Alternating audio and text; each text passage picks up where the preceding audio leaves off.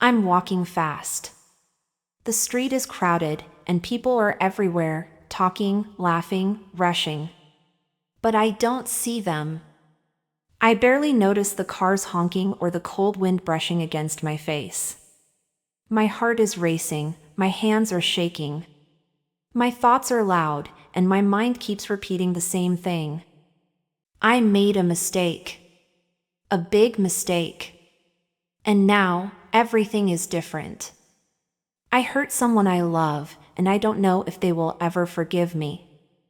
I take a deep breath, trying to calm myself.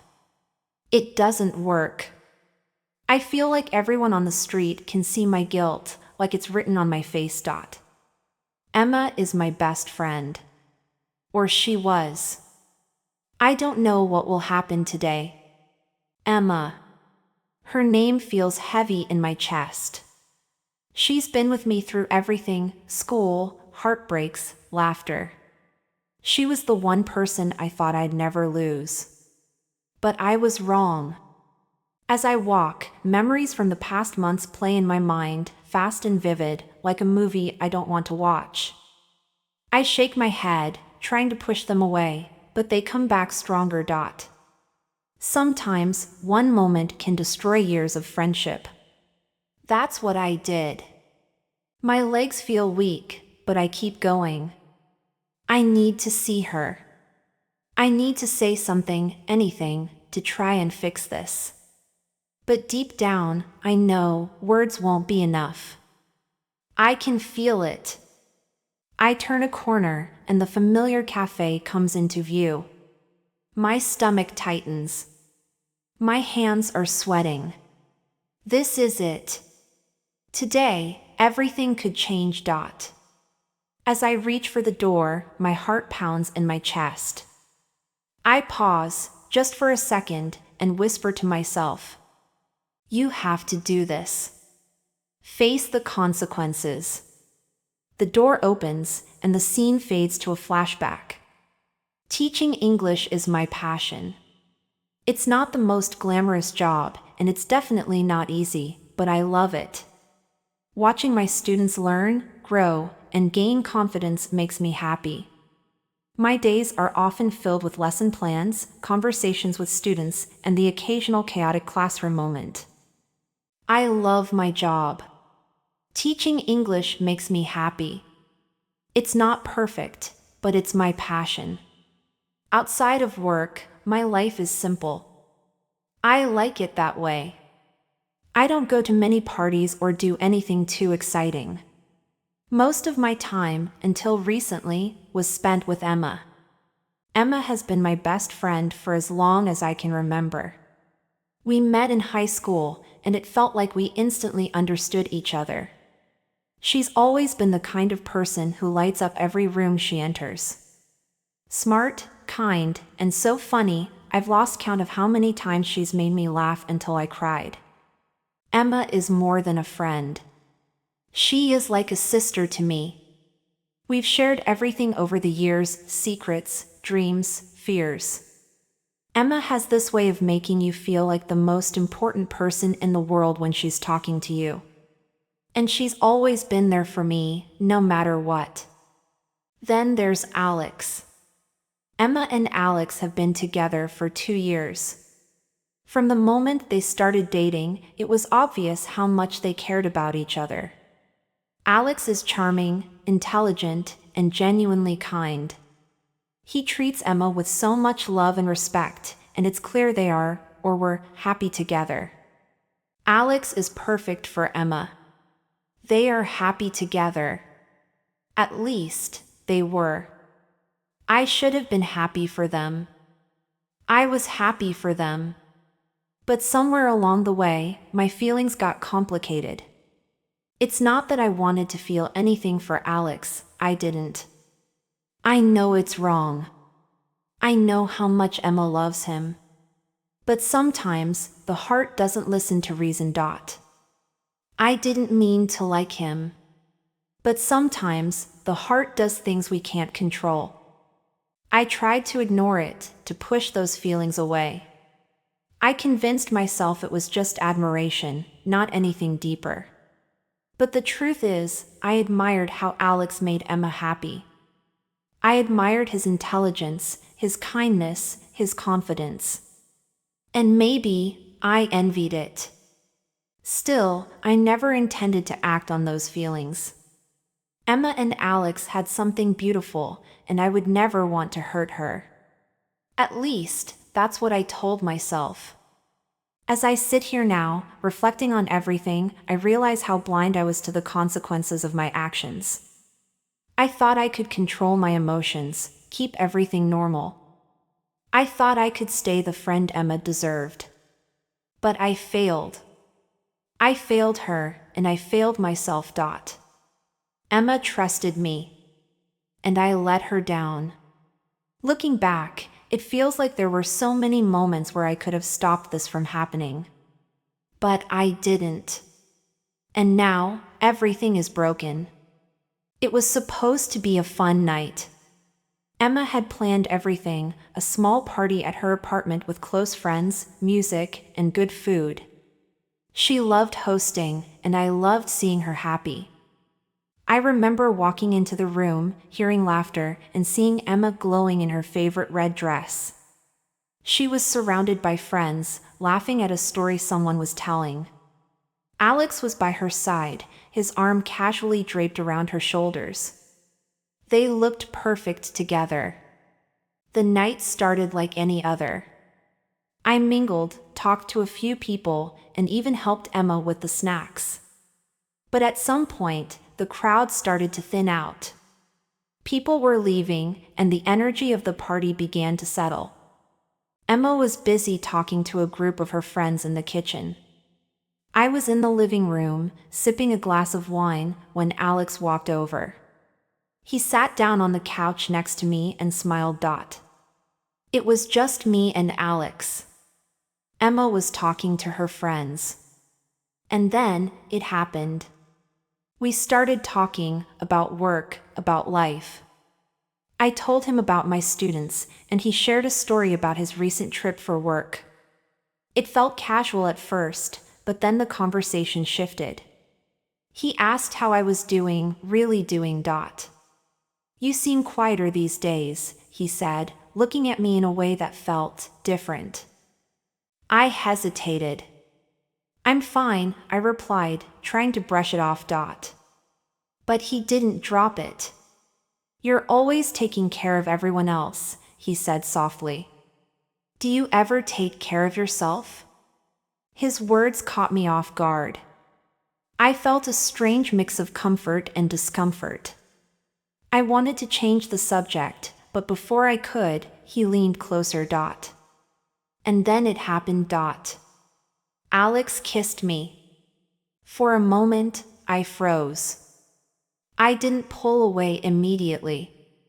My mind was racing, my heart pounding. It was as if time had stopped, and I couldn't think clearly. I didn't want to hurt Emma. But in that moment, I wasn't thinking about her. As soon as I realized what was happening, I pulled back. Alex, no, I whispered, my voice shaky. He looked at me, his expression a mix of guilt and confusion. I'm sorry, he said, his voice low. I don't know why I shouldn't have done that. I didn't say anything. I couldn't. My chest felt tight, and the weight of what had just happened was crushing me. I stood up quickly, mumbling something about needing air, and walked out of the room. I went to the bathroom and locked the door. My hands were trembling as I gripped the sink, staring at my reflection in the mirror. I felt sick, guilty, and scared. I couldn't look at Emma. I felt sick, guilty, and scared. What had I just done? How could I let this happen? I kept replaying the moment in my mind, wishing I could undo it. After a few minutes, I heard Emma's voice outside the door. Are you okay? She asked, her tone filled with concern. I forced myself to answer, trying to sound normal. I'm fine. Just not feeling well. Too much wine. It was a lie, of course, but I couldn't face her. Not now. When I finally left the bathroom, I avoided her as much as possible. She was still busy with her friends, and I used that as an excuse to slip out of the apartment. The next day, I woke up with a heavy heart. The guilt hadn't gone away, it had only grown stronger. I couldn't bring myself to call Emma or respond to her messages. Hey, are you okay? You left so suddenly last night, one of her texts read. I stared at the screen, unable to reply. What could I say? Alex, too, was avoiding contact. We didn't speak, and when Emma mentioned him in passing, I felt my stomach twist. Alex also seemed distant, and that only made everything worse. The weight of the secret between us grew heavier with each passing day. Emma didn't notice anything at first, but I could feel the tension building. I started avoiding her, making excuses not to hang out. I thought I could just ignore it, pretend it didn't happen. But deep down, I knew the truth would come out eventually. Everything about my friendship with Emma felt different now. She trusted me completely, and I had betrayed that trust in the worst way possible. I knew I had to face the consequences of my actions, but I wasn't ready. Not yet. And with every day that passed, the distance between us grew, the guilt consuming me from the inside. The days after the party felt like walking on a tightrope. Every time I saw Emma, guilt hit me like a wave, but I tried to act normal. I told myself that if I could just keep my distance, everything would eventually go back to how it was. But Emma wasn't blind. She started noticing the change. You've been so quiet lately, she said one afternoon as we sat in her living room. Is something wrong?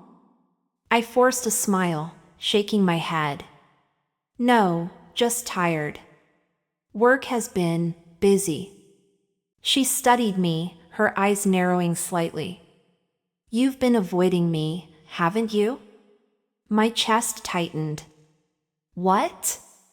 No, of course not. But the cracks were starting to show. Emma was too intuitive to ignore the growing tension. A few days later, everything unraveled. Emma and I had planned to meet at her apartment for lunch. When I arrived, she seemed off, quiet, reserved. As we sat at the table, she finally spoke. I feel like something's wrong.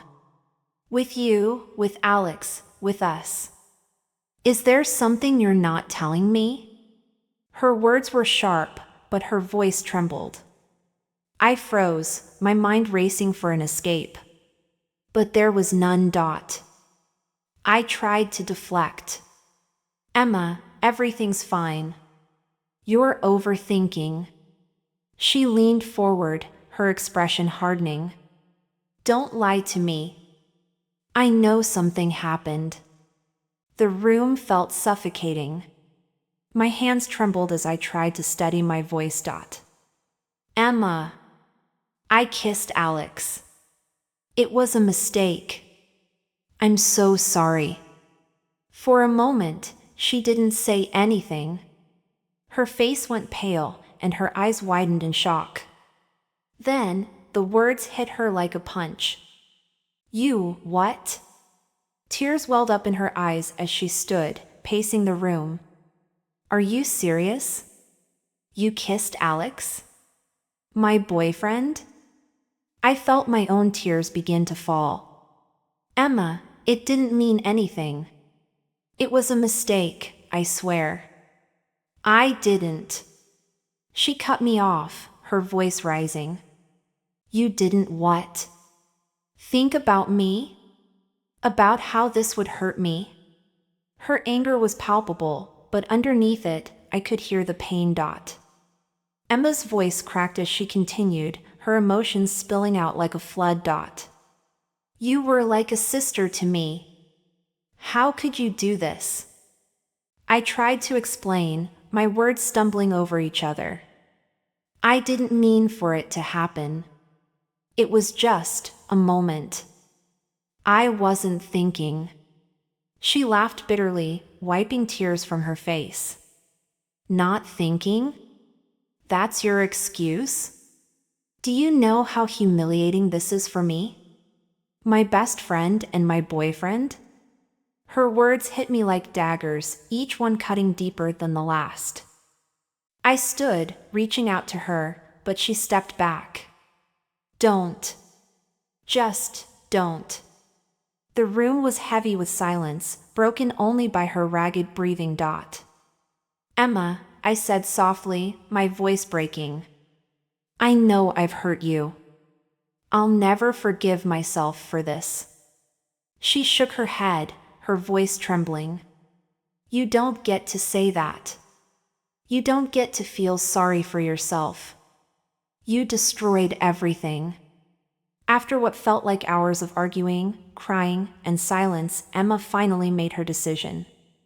I can't do this anymore, she said, her voice steady but cold. You're not the person I thought you were. I can't trust you. And I don't want you in my life. Her words shattered me, but I knew I had no right to argue. Emma, please, I whispered, my voice barely audible. But she shook her head. It's over. Our friendship, my relationship with Alex, all of it. I need to move on. She walked to the door, holding it open. Leave, she said quietly. And don't come back. I hesitated, hoping for one last chance to make things right. But her expression told me there was no hope. I walked out, each step feeling heavier than the last. That night, I sat alone in my apartment, replaying everything in my mind. The confrontation, Emma's tears, her anger. I had lost her, my best friend, my confidant, my sister. I lost my best friend. And it's my fault. This is the price of my mistake.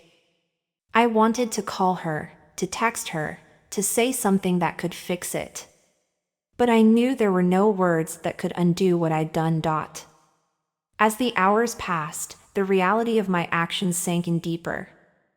I had betrayed the one person who had always stood by me, and I couldn't blame her for walking away. This is what I deserve, I thought to myself. To be alone. The silence in my apartment felt suffocating.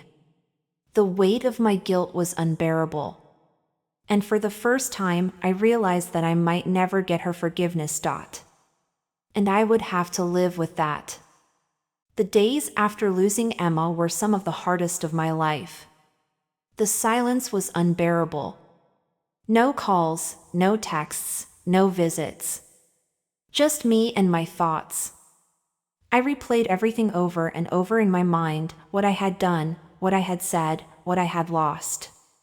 But after the initial wave of despair, a small voice inside me started asking questions. Why had I let this happen?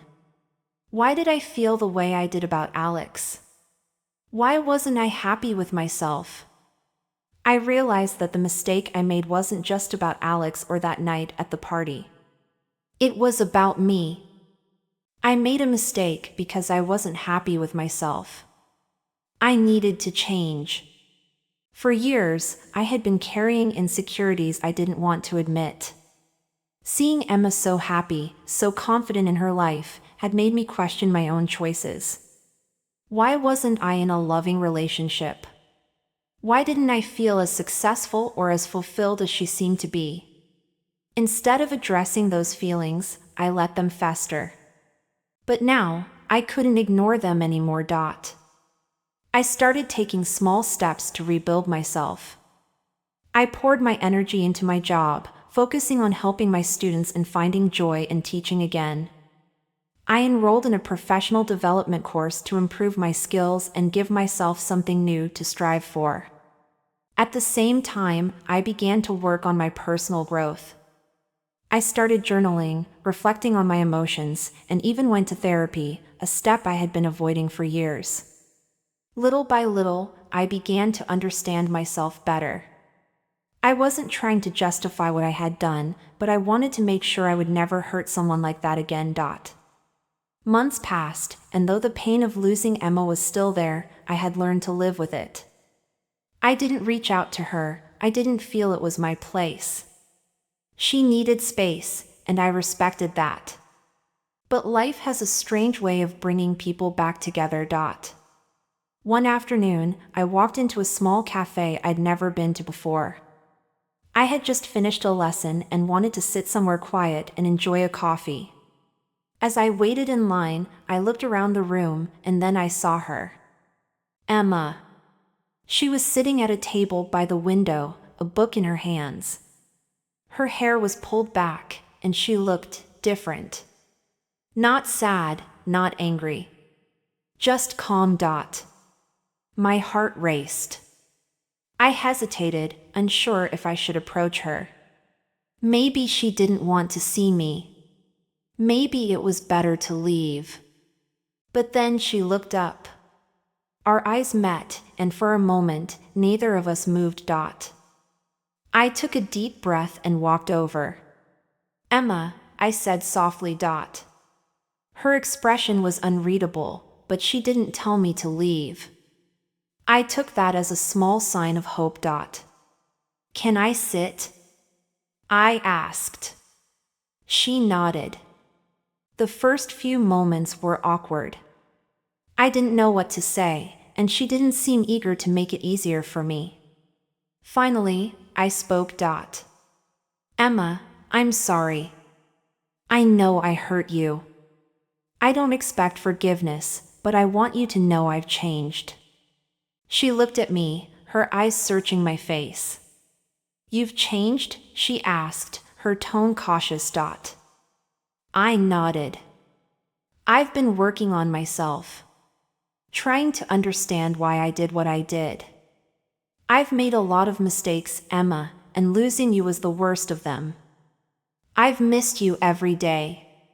Her lips pressed into a thin line. Do you even understand how much you hurt me? I swallowed hard. Yes, I said honestly. And I'll never forgive myself for it.